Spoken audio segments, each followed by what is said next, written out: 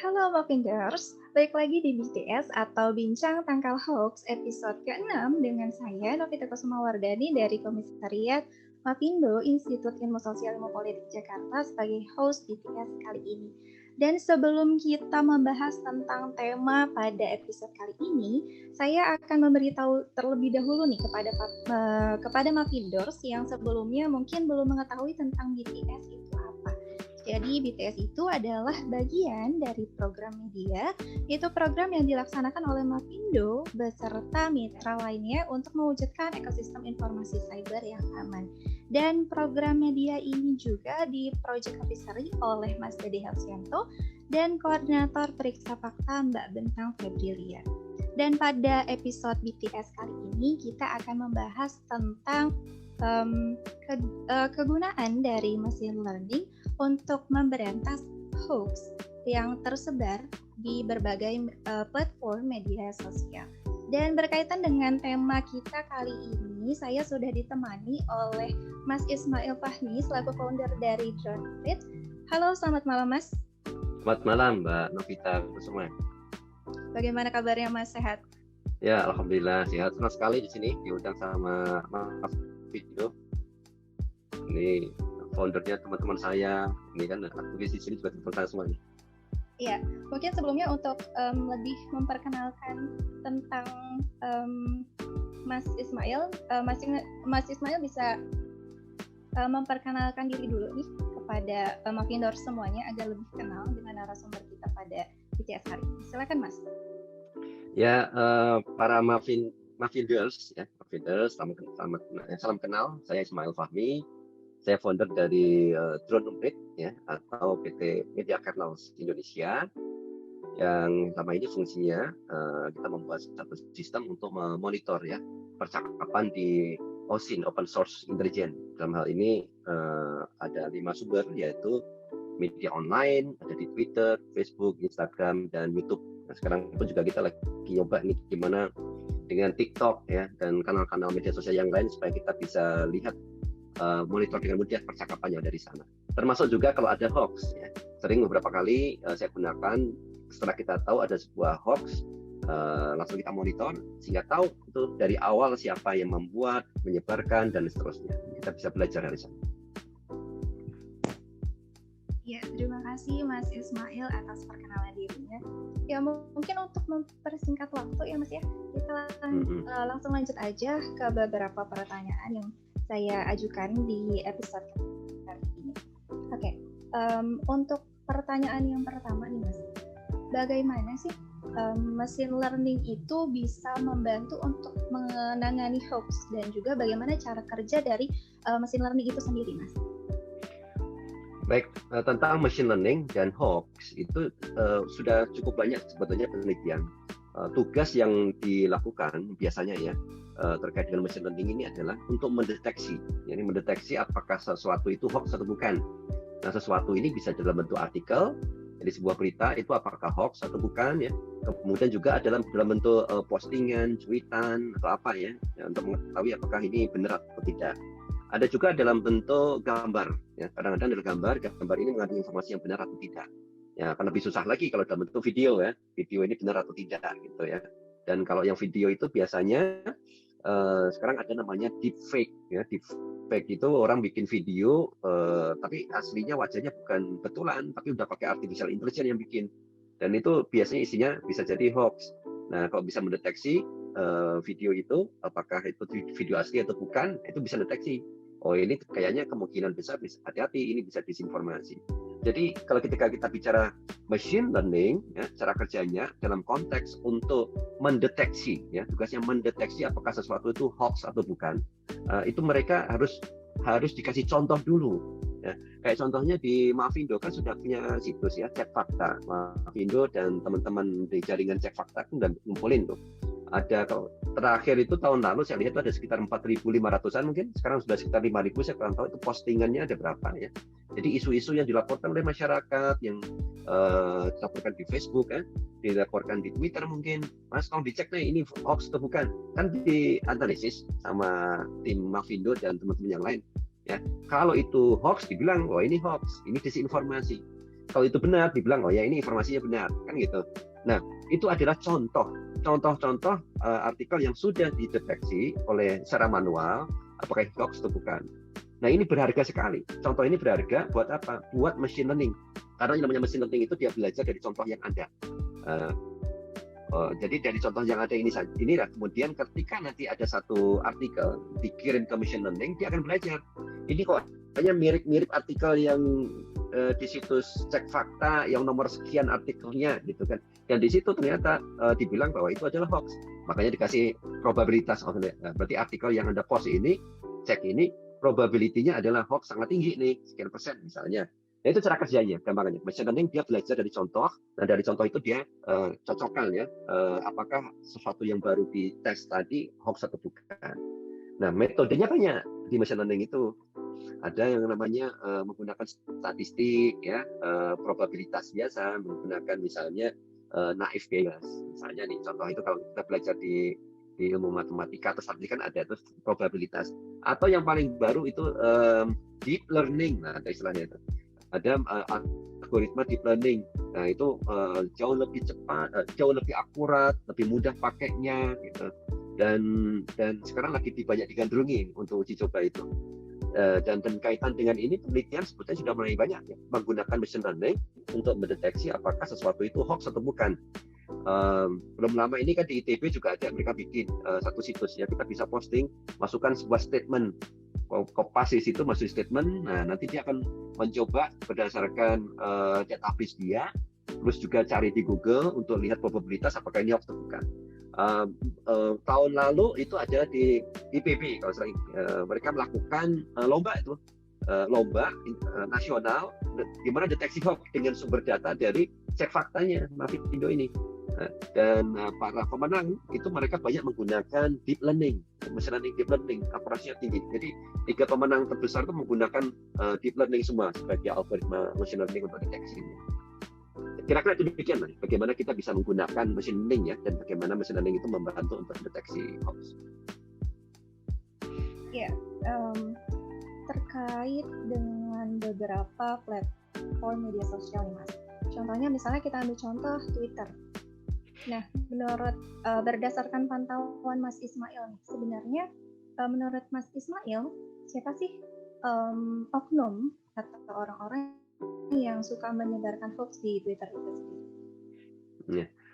Kalau di Twitter misalnya ya, kita deteksi hoax misalnya. Kalau Drone Blade sering saya pakai, biasanya sudah ada hoaxnya. Misalnya pada saat Pilpres, ya pada saat Pilpres itu waktu itu ramai. Ada berita sudah jalan itu sehari itu ramai, ternyata ada 7 kontainer surat suara sudah dicoblos. Nah itu kan, nah itu sudah mulai. Sudah mulai khusus, sudah mulai ramai, sudah mulai tudingan ada. Dan kita tahu ada yang benar, ya nggak benar itu banyak sekali yang percaya atau sengaja untuk mengangkat itu. Mungkin mereka juga tahu bahwa itu nggak benar, tapi dipakai untuk mengangkat biar ramai aja untuk menyerang. Nah, dalam konteks itu, ketika kontestasi politik, banyak hoax itu dilakukan oleh kubu-kubuan gitu.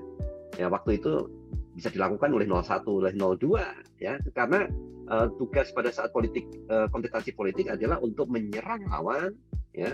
Biasanya itu kan dengan informasi yang campur aduk tuh, faktanya sebagian dikasih konteks yang berbeda ya, atau dia bikin satu cerita, biasanya jarang dia bikin cerita baru, dia cerita yang sudah ada tapi diubah-ubah lagi, dibedain konteksnya, cerita tahun lalu konteksnya sekarang. Dan kadang itu udah disinformasi kan, membuat orang ada juga menggunakan ini untuk mengangkat tokohnya ya, dibuat berita seolah-olah benar, seolah bagus, hebat, nah, padahal itu bisa jadi tidak sepenuhnya benar ya.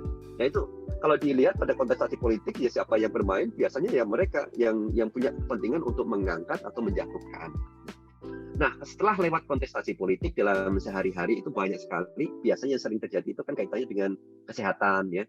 Sekarang kan COVID-19, dan jangan salah, ada aturan tidak ada kontestasi politik, sudah ada namanya teori konspirasi, ada grup namanya anti vaksin misalnya, itu udah lama sekali sebelum ada buzzer rame itu anti vaks itu udah ada, mereka diskusinya ramenya itu di WhatsApp, di blog, rame perang. Kalau sekarang di media sosial ya, jadi selalu ada. selalu ada kelompok-kelompok yang mereka punya opini yang berbeda. Dan ada hal yang aneh aja, misalnya bumi bulat, bumi datar, contohnya gitu ya. Kita heran ya, kok percaya bumi datar bisa? Real itu, ada yang percaya juga. Nah, entah dasarnya keimanan kayak atau entah dasarnya apa kita nggak tahu. Tapi selalu ada. Jadi siapa yang menyebarkan? Ya orang-orang yang percaya ini. Dan itu ada di sekitar kita. Dan kita nggak mungkin menghilangkan sama sekali itu. Dan ada penelitian yang menarik itu di Nature. Itu di Nature kira-kira akhir tahun kemarin 2020 kalau nggak salah, itu masih baru ya. Tentang proyeksi kemungkinan anti vaksin nih. Sekarang ini jumlah yang pro vaksin itu masih lebih tinggi daripada anti vaksin. Tetapi tren perkembangan, ya, grafik perkembangan mereka yang pro vaksin itu agak datar. Tapi yang anti vaksin naik nih. Nah, diperkirakan mereka itu akan ketemu ini 10 tahun lagi. 10 tahun lagi jumlah mereka yang pro vaksin dan anti vaksin ini sama. Nah, setelah itu yang anti vaksin akan naik. Nah, ini sebagai contoh saja secara penelitian dan fakta, siapa menyebarkan bisa siapapun, Mbak. Dan kaitannya dengan kepercayaan biasanya nih. Makanya background-nya itu apa yang membuat orang itu mau share itu. Saya kira di sana ya. Karena kadang bisa orang tua kita, mungkin kadang diri kita sendiri tanpa kita tahu ya. Kita bantu sebarin. Yang paling sering itu adalah karena suka, tidak suka, ada keyakinan ya. Faktor-faktor itulah yang membuat kita itu akhirnya memilih informasi ya yang mau kita baca dan menyebarkan informasi itu saja. Ya, kadang ada salah pun kita sebarkan. Jadi begitu ya. Saya nggak bisa sebutkan, oh ini orang yang suka nyebarin, oh ini yang nggak. Bisa siapapun. Ya, masih dalam konteks Twitter nih, Mas. Kalau kita berbicara tentang karakter itu sendiri, sebenarnya bagaimana sih karakter dari sebuah hoax yang disebarkan di Twitter? Kalau kita lihat ya, itu tidak beda antara hoax, disinformasi dengan informasi yang sengaja dibuat viral gitu. Dan bedanya hanya di kebenaran ya, di kebenaran. Karena dua informasi itu yang benar atau yang tidak benar itu kadang sengaja untuk diangkat ya. Kalau di Twitter ya, di Twitter itu kaitannya begitu. Nah, yang kalau misalnya informasi yang udah hoax lah, misalnya udah hoax, kalau selama ini yang saya lihat pro kontra banyak ya. Ketika orang tahu, ini yang menariknya kalau di Twitter ya, ini bisa perhatikan. Ketika ada informasi hoax, kadang informasi hoaxnya itu yang menyebarkan hanya kelompok kecil ya. Dan begitu ketahuan oleh banyak orang bahwa itu hoax ya, ini bagusnya di Twitter. Orang yang tahu sesuatu itu hoax, mereka langsung speak up. Mereka speak up, mereka ikut nyerang, mereka ikut meluruskan, sehingga ini sering ini terjadi. Mereka yang menyebarkan hoax di awal itu udah diam, udah nggak ada. Penyebaran hoax sudah nggak ada. Tetapi kontranya itu luar biasa. Sering terjadi. Contohnya, waktu itu Bintang Emon misalnya ya, Bintang Emon dibilang bahwa dia menggunakan narkoba. Ya, narkoba gitu. Jadi ini kontroversial sekali. Tokoh artis lah gitu ya. Jadi dia followernya banyak, ya teman-temannya banyak, dan isunya hoaxnya jelas. Yang membuat hoax itu hanya 3 akun, itu pun akun anonim dan cenderung robot, ya. Dan hanya ada yang amplifikasi kecil, ada buzzers, tapi ya nggak banyak deh, ya. Tapi ini udah langsung ketahuan publik, langsung tahu bahwa itu salah. Komunitas besar itu jauh lebih besar untuk menyerang ini. Ya, jadi akhirnya kita akan mendengar yang lucunya ini. Hoaxnya itu informasi hoaxnya, kontennya itu menyebar luas oleh mereka yang melakukan kontra. Yang tadinya kita nggak tahu jadi tahu. Masuk di televisi, masuk di berita segala macam, yang bikin masuk di berita. Bukan yang 3 akun awal ini, yang gedenya. Nah, tapi itu dari satu sisi saya lihat itu kesadaran masyarakat itu sangat besar ketika ada hoax dan mereka melakukan kontra. Kemudian juga contohnya waktu itu saya monitor tentang adanya chip, ya, ada chip atau barcode itu di vaksin, di dalam vaksin.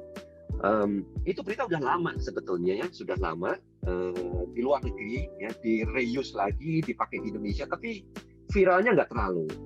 Nah, dia mendapatkan titik viralitas pada saat Erick Thohir ya, Menteri BUMN, di acaranya Mata Najwa bilang ya, ini adalah contoh apa itu, ada barcode kan di dalam boxnya si vaksin. Nah, dipakai untuk memonitor.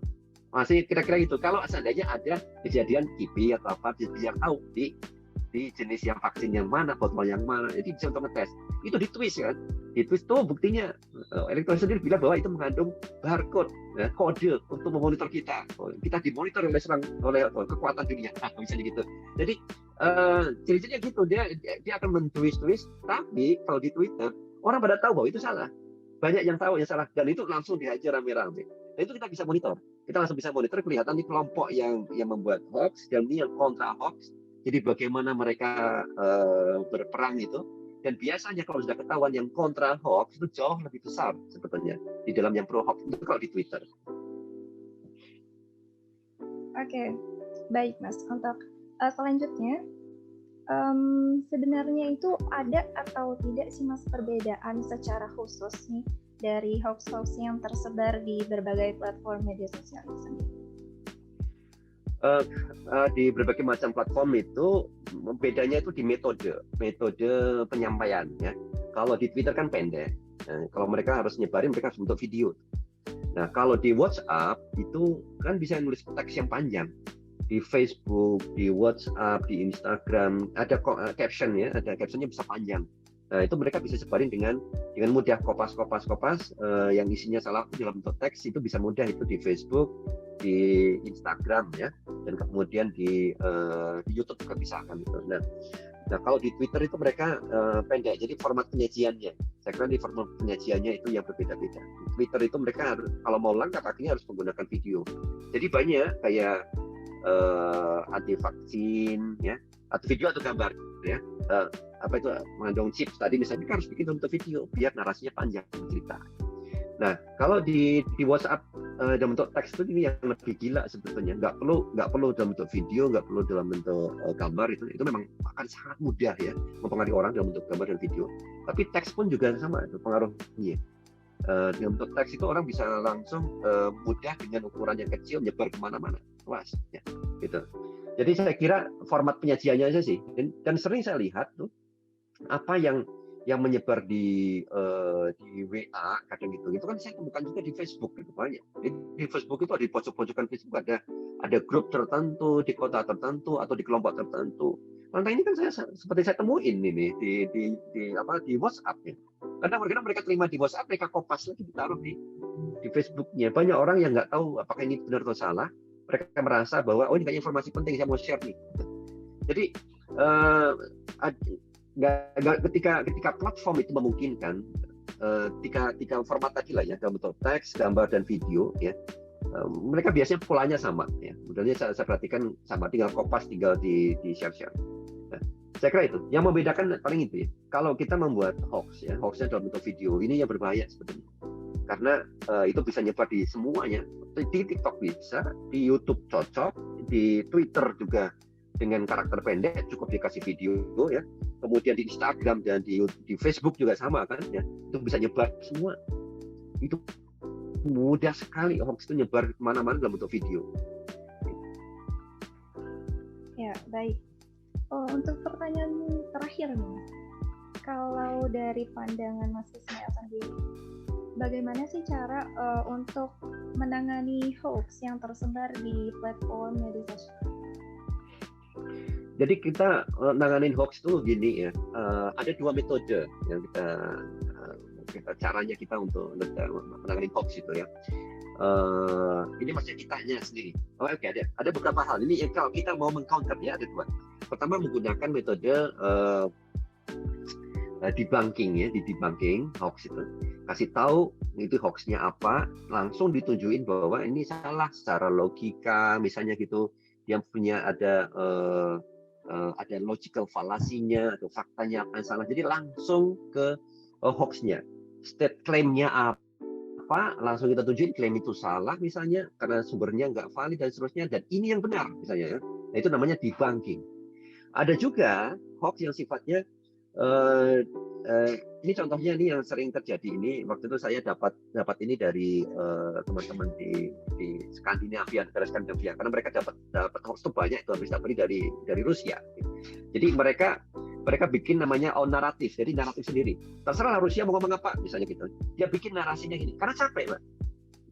Bikin hoax satu kan debunking, bikin lagi debunking, masa terus-terusan kayak apa itu kucing dan tikus ya, kejar-kejar dan terus akhirnya ini yang benar gitu. Jadi membuat narasi sendiri, inilah versi yang benar kayak gini. Jadi publik makin tahu.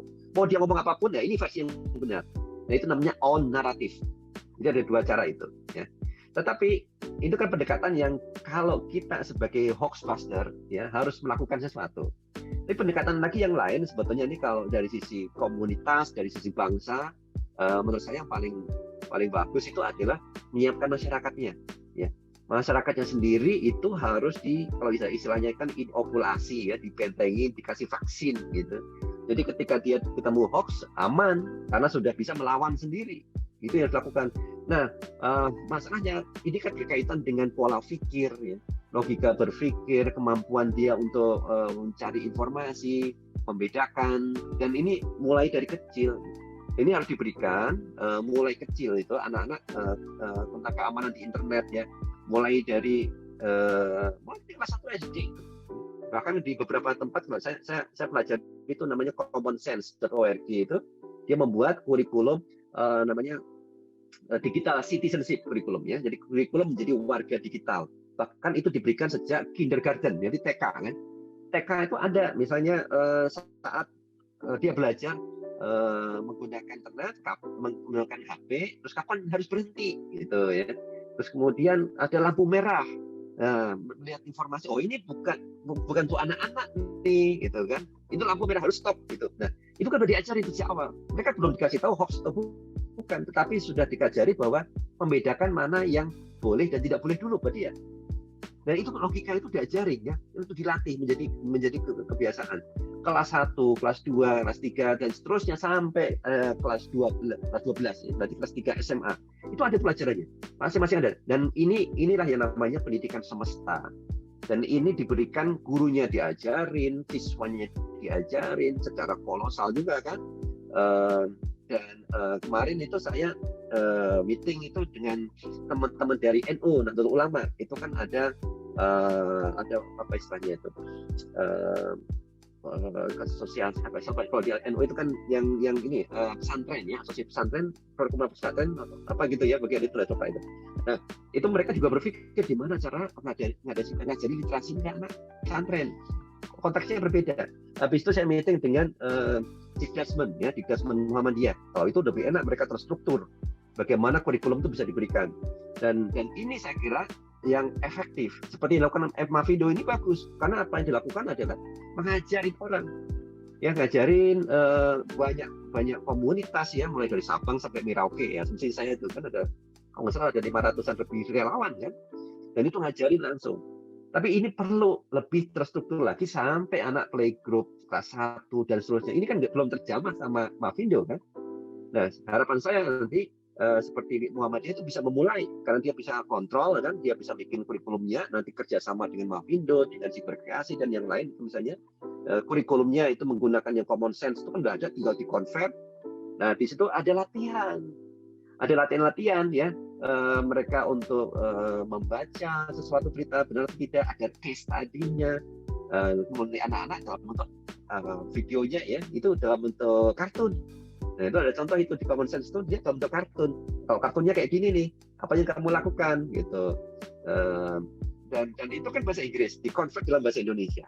Nah ini saya kira ini yang harus dilakukan di Indonesia. Jadi isunya bukan hoax saja. Ini bukan hoax saja. Hoax akan kena nantinya soal menghadapi hoax, tapi yang lebih penting lagi adalah menyiapkan bangsa kita ini untuk menghadapi dunia digital, menjadi warga digital gitu, ya. Jadi hoax itu membentengi diri ya, dia dari hal yang negatif, tapi dia harus bisa memanfaatkan internet juga untuk pengembangan dirinya, belajar coding, belajar bisnis dan yang lain-lain kan. Bagaimana berkomunikasi yang bagus, yang persuasif, banyak ya. Bagaimana soal sekarang kan ramai soal privasi data ya. Kita belajar hoax tapi nggak belajar privasi data. Data kita dimanfaatkan sama pinjol dan lain-lain. Ini masalah banyak. Jadi ini harus komprehensif bersama-sama kita melihat. Makanya saya lihat yang programnya Kominfo ya dengan Siberkreasi apa itu cerdas digital semacam itu ya, itu bagus itu. Ya. Saya kira demikian, Mbak. Ya, jadi yang sangat perlu diintensifkan sekarang tuh lebih kepada menyiapkan masyarakatnya itu sendiri ya Mas ya, agar lebih melek terhadap literasi digital dan bisa membedakan nantinya antara berita-berita atau informasi-informasi yang palsu dengan informasi yang sebenar-benarnya. Ya, mungkin segitu saja pertanyaan yang bisa saya ajukan pada BTS kali ini. Sebelumnya terima kasih banyak kepada Mas Ismail atas sharing dan juga waktunya pada hari ini, karena sangat bermanfaat banget nih ilmu yang diberikan oleh Mas Ismail pada BTS kali ini, dan semoga bahasan kita kali ini bisa memberikan wawasan lebih tentang bagaimana cara menangkal hoax yang tersebar di berbagai platform media sosial. Dan juga untuk Mapinders, bisa juga komen langsung di bawah tentang pendapat ataupun tanggapan terkait konten BTS kali ini, serta bisa juga untuk memberikan saran ataupun masukan mengenai konten-konten seperti apa yang mungkin akan seru untuk dibahas pada episode selanjutnya. Jangan lupa juga untuk subscribe YouTube Mapindo untuk dapat menyaksikan konten edukasi yang seru lainnya. Dan mungkin itu saja. Dengan ini saya Novita Kusuma Wardani dan juga Mas Ismail Fahmi pamit undur diri. Sampai jumpa di episode BTS selanjutnya. Terima kasih Mas. Sama-sama, terima kasih Mbak Novita.